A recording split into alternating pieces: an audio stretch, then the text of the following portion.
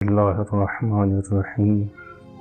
کبھی آپ نے سوچا ہے کہ اگر حق کے ساتھ چند افراد ہوں اور باقی سب ایک طرف تو آپ کس کے ساتھ کھڑے ہوں گے؟ حضرت موسیٰ کوہ طور پر گئے، پیچھے ایک قوم رہ گئی اور ہارون، آپ کے وصی ہارون علیہ السلام، اور چند دن ہی گزرے تھے کہ پوری قوم بچھڑے کے سامنے کھڑی ہو گئی۔ ہارون علیہ السلام نے بہت روکا، بہت سمجھایا، فرمایا کہ یہ تمہارا معبود نہیں ہے، تمہاری آزمائش ہو رہی ہے، مگر جواب کیا آیا؟ ہم اسی پر قائم رہیں گے جب تک موسیٰ واپس نہیں آ جاتے۔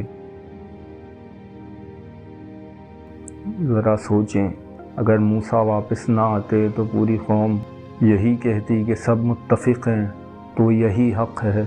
یہ منظر کچھ جانا پہچانا لگتا ہے۔ رسول کے بعد بھی آپ کا ایک وصی تھا، مگر وہ تنہا رہ گیا اور پوری قوم ایک اور سمت چل پڑی۔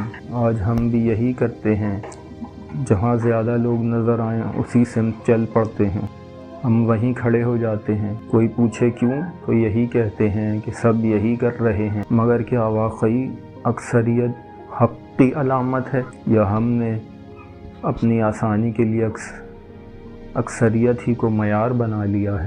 یاد رکھیں، حق ہمیشہ اکثریت کے ساتھ نہیں ہوتا، بلکہ وہ کبھی ایک تنہا آواز میں ہوتا ہے۔ آج سوال یہ ہے کہ آپ حق کے ساتھ ہیں یا اکثریت کے ساتھ؟ آپ حق کے ساتھ ہیں یا اکثریت کے ساتھ؟